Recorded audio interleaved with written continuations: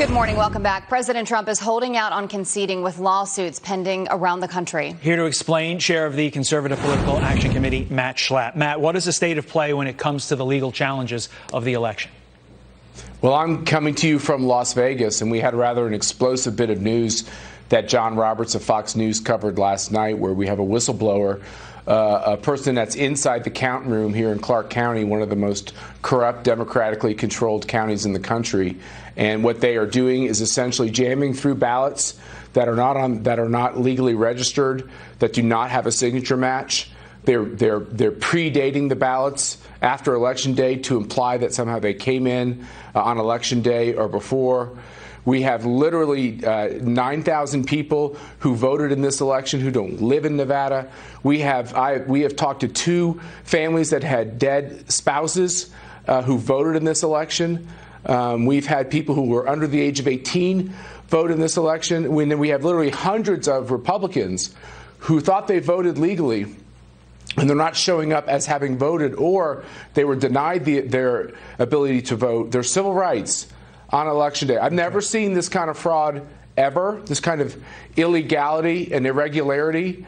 And it's un-American, and it shouldn't be. And let me tell you, I applaud Fox News for covering this last night, but there's too many journalists who are too often saying that the Trump campaign doesn't have evidence of voter irregularity. We have thousands and thousands and tens of thousands of examples here in Las Vegas. Okay. They have the same thing in Philadelphia. We have the same thing in other parts of these very close contests in these states. And journalists should do their job. They should cover what's going on in these corrupt cities. We should count every legal vote. We should remedy every illegal vote before we start popping champagne corks. Okay, I want to get to a number of other topics. We do, I should say, but I do want to follow up on this quickly. If all the Trump campaign allegations are evaluated to be true by a court of law, are you confident that the election results will change?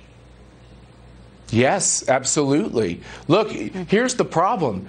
They did this mail-in ballot, right, to people that aren't on the rolls. In Las Vegas alone, 100,000 people moved.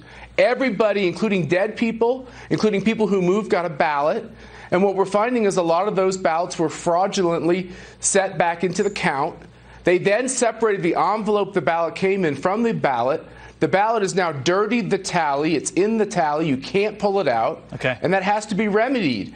And so how can any news media call a state with this level of voter fraud? You know what else? We wouldn't accept these results if they came from an undeveloped country. Jimmy Carter would be on a plane saying, you don't conduct a democratic election this way. America shouldn't have lower standards. Neither should America's news organizations. Well, we are certainly going to continue to follow all of this, all of the allegations, Matt, and keep us updated. But, you know, it is the president's right, obviously, to see through the legal cases, to see through the recounts. I think it's America's right to know what's going on with that as well. But part of the question right now people are asking is, does part of the president's legacy hinge on what happens from here on out? And by that, I mean, you know, committing to a peaceful transfer of power if the results of what you're investigating right now do not come out in his favor. Yeah, but this whole idea of peaceful, that implies somehow we're going to all use the military to kill Democrats. I mean, it's the most absurd statement. Let's talk about, we will have a transition of power. One of these 2 candidates will get 4 years as our president. You know, I'll tell you one thing I'll do as a Republican. If Joe Biden is the lawfully elected president, I won't do everything in my power to try to destroy him, to use government power to try to spy on him. What they did to Donald Trump was really unconscionable. We won't do that. We don't play the game that way. If Joe Biden wins fair and square,